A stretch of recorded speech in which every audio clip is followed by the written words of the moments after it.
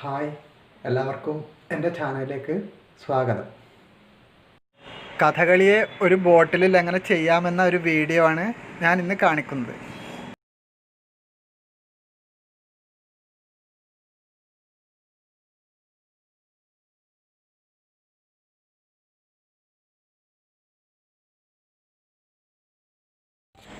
ഇനി നമ്മൾക്ക് ഈ കഥകളിയുടെ സ്കെച്ച് ഈ ബോട്ടിലിലേക്ക് പകർത്തണം.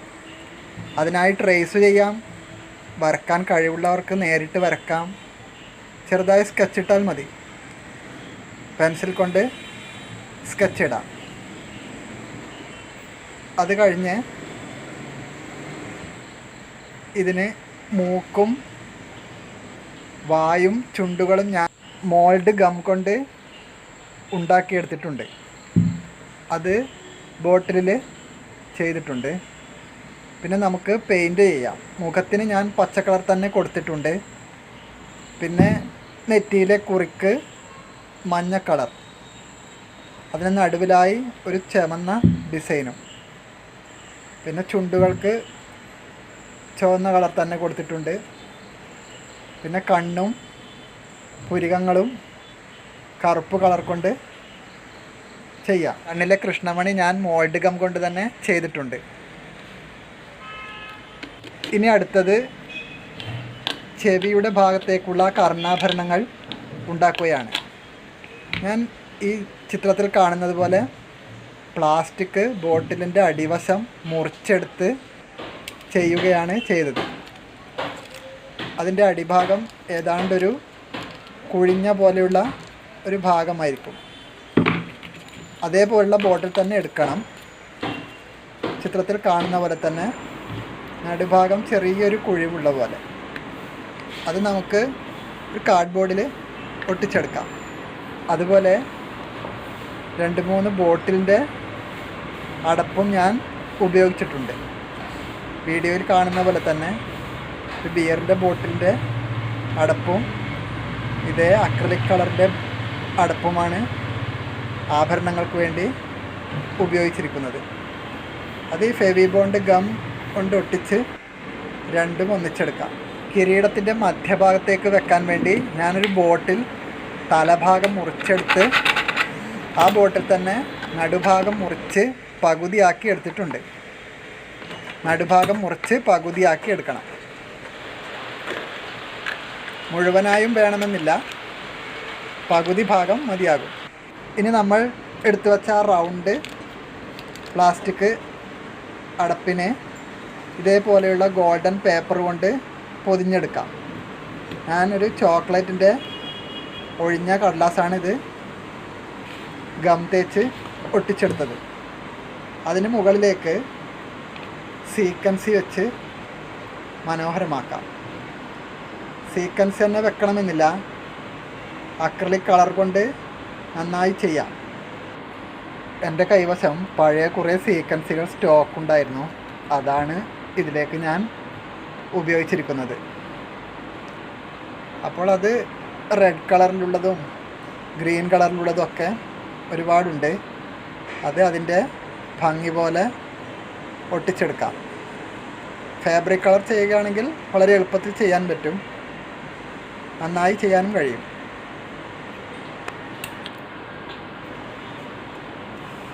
എല്ലാം ഫെവിബോണ്ട് ഗം ഉപയോഗിച്ച് തന്നെയാണ് ഇതിൽ ഒട്ടിച്ച് വെച്ചിരിക്കുന്നത്. അത് തന്നെയാണ് നല്ലത്. അല്ലെങ്കിൽ ഗ്ലൂ ഗൺ പോലെയുള്ള സാധനം ഉപയോഗിക്കാം.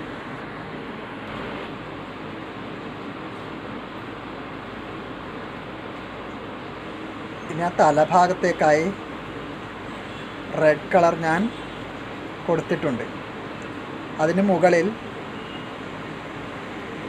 യെല്ലോ ഗ്ലിറ്റർ പേപ്പർ ഒരുപോലെ മുറിച്ച് ഈ വീഡിയോയിൽ കാണുന്ന പോലെ തന്നെ ആ തലക്ക് മുകളിലൂടെ ഒട്ടിച്ചു കൊടുത്തിട്ടുണ്ട്. ഗ്ലിറ്റർ പേപ്പർ ഇല്ലെങ്കിൽ ഗോൾഡൻ പെയിൻറ്റോ എന്തെങ്കിലും കൊടുക്കാം. പിന്നെ അതേപോലെ ഒരു ഗ്ലേസിംഗ് ഉള്ള ഒരു ലേസ് ഞാൻ അതിൻ്റെ മുകളിലായി ഒട്ടിച്ചു കൊടുത്തിട്ടുണ്ട്. ഇത് എൻ്റെ കൈവശം ഉള്ളത് കൊണ്ടാണ് ഇതൊക്കെ ചെയ്തത്. ഇത് ഒരു ഐസ്ക്രീം ബൗളിൻ്റെ അടപ്പും വേറൊരു പ്ലാസ്റ്റിക് ബോട്ടിലിൻ്റെ റൗണ്ട് പീസുമാണ്. അത് ഈ ബോട്ടിലിന് കണക്കായി വെക്കാൻ വേണ്ടിയാണ് ഞാൻ എടുത്തത്. കിരീടത്തിൻ്റെ അടിവശത്തേക്കായിട്ടാണ് ഇത് ഉപയോഗിക്കുന്നത്.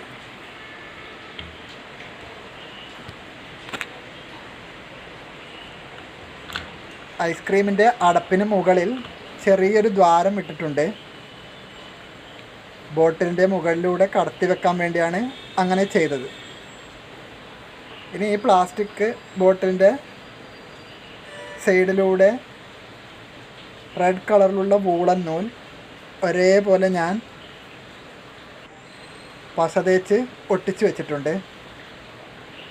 പിന്നെ മുകളിലേക്ക് ഗ്രീൻ കളറിൽ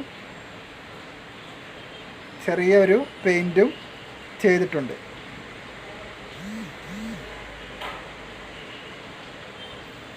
ചെറിയൊരു ഡിസൈൻ കിട്ടാൻ വേണ്ടിയാണ് ഇങ്ങനെ ചെയ്തത്.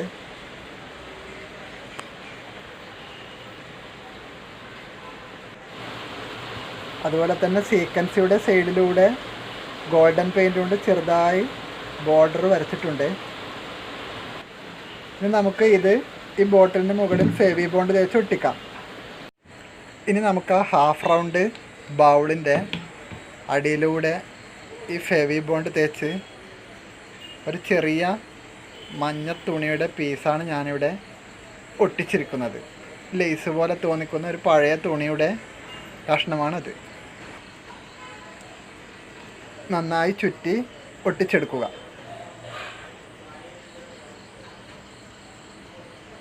പിന്നെ അതിന് മുകളിൽ വേറൊരു ലേസും കൂടി ഞാൻ ഒട്ടിച്ചു കൊടുത്തിട്ടുണ്ട്.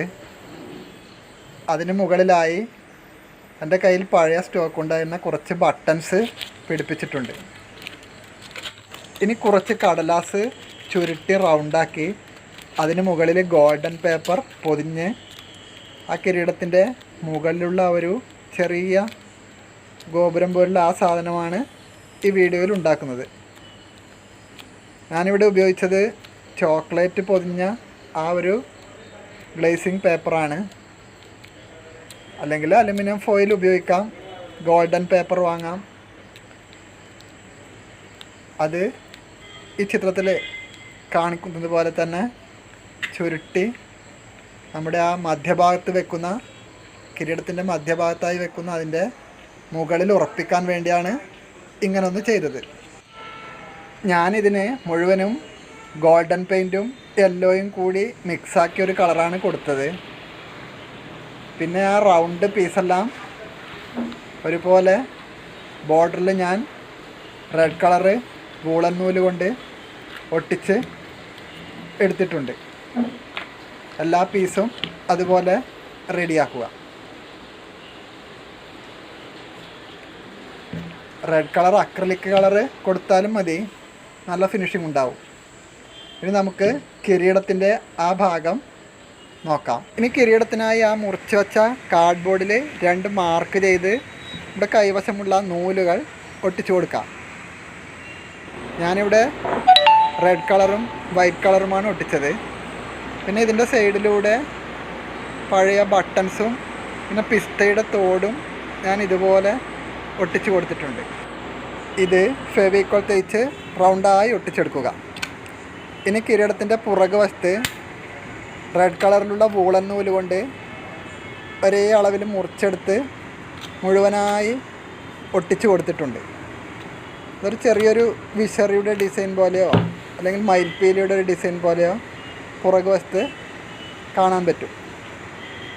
വീഡിയോയിൽ കാണുന്നത് പോലെ തന്നെ ഫെവിക്കോൾ തേച്ച് ഒട്ടിച്ചു കൊടുത്തതാണ് ഇത്. ഇനി ഈ പിസ്തയുടെ തോടിന് നല്ല കളർ നമ്മുടെ ഐഡിയക്ക് അനുസരിച്ച് കൊടുക്കാം. അതേപോലെ ബട്ടൺസിനും ചെറിയൊരു രൂപമാറ്റം വരുത്തിയിട്ടുണ്ട്.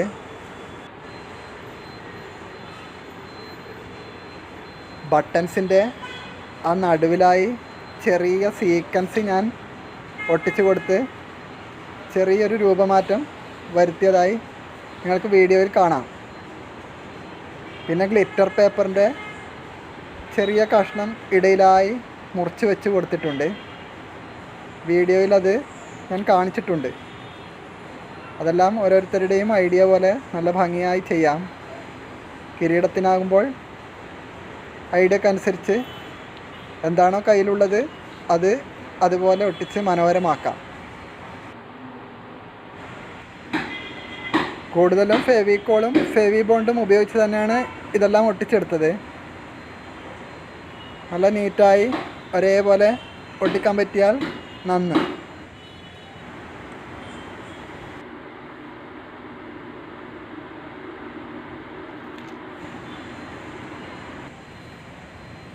ഇനി ആ കിരീടത്തിൻ്റെ നടുഭാഗത്തേക്കുള്ള ആ സാധനം നമുക്ക് ഈ കാർഡ്ബോർഡിലേക്ക് ഒട്ടിച്ചു കൊടുക്കണം.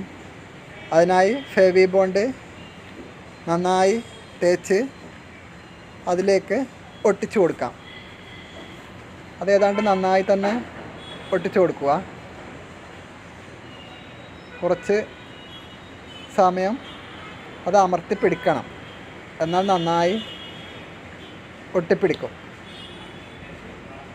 കുറച്ച് സമയം നമ്മൾ കൈകൊണ്ട് അമർത്തി പിടിക്കണം. ഇതിന് ഫെവിബോണ്ട് തന്നെയാണ് നല്ലത്, അല്ലെങ്കിൽ ഗ്ലൂ ഗണ്ണോ അതുപോലെ എന്തെങ്കിലും ഉപയോഗിക്കാം.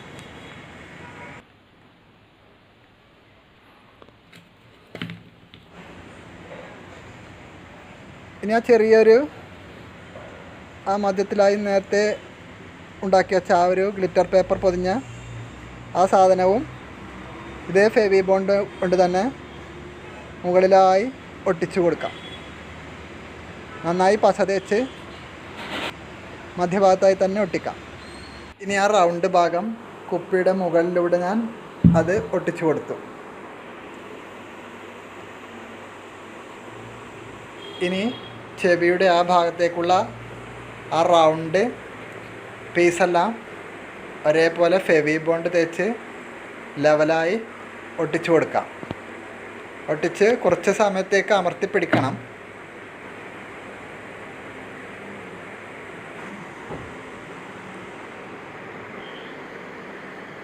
ഇനി ആ കിരീടത്തിൻ്റെ ആ ഭാഗം, ആ ജോയിൻ്റ് ഭാഗം കാണാതിരിക്കാൻ വേണ്ടി നമുക്ക് എന്തെങ്കിലും അതിൻ്റെ മുകളിലൂടെ ഒട്ടിച്ചു കൊടുക്കാം.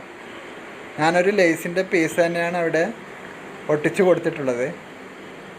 നന്നായി പശ തേച്ച് നന്നായി ഒട്ടിച്ചെടുക്കാം.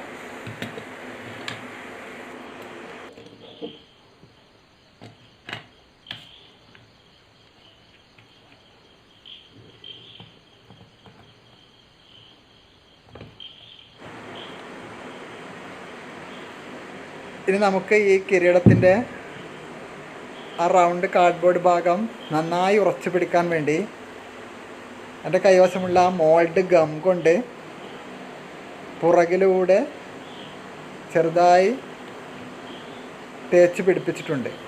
ചിത്രത്തിൽ കാണുന്നത് പോലെ തന്നെ ആദ്യം ഫെവിക്കോൾ തേച്ച് ഈ മോൾഡ് ഗം കൊണ്ട് നന്നായി ഉറപ്പിച്ചെടുക്കുക. എന്നാൽ നന്നായി അത് ഉറച്ചു നിൽക്കും. ചിത്രത്തിൽ കാണിച്ചിരിക്കുന്നത് പോലെ തന്നെ നന്നായി തേച്ച് പിടിപ്പിച്ച് ഗം കൊണ്ട് ഉറപ്പിച്ച് നിർത്തുക. അതിന് പിന്നീട് എന്തെങ്കിലും കളർ ചെയ്താൽ മതി. നല്ല ഉറപ്പിൽ നിൽക്കാൻ വേണ്ടിയാണ് അങ്ങനെ ചെയ്തത്.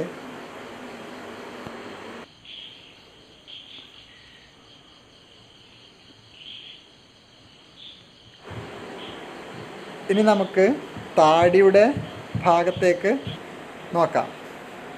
ഞാൻ വെള്ള പേപ്പർ തന്നെ, കുറച്ച് കട്ടിയുള്ള വെള്ള പേപ്പർ, അല്ലെങ്കിൽ കാർഡ്ബോർഡിൽ പെയിൻറ് ചെയ്താലും മതി.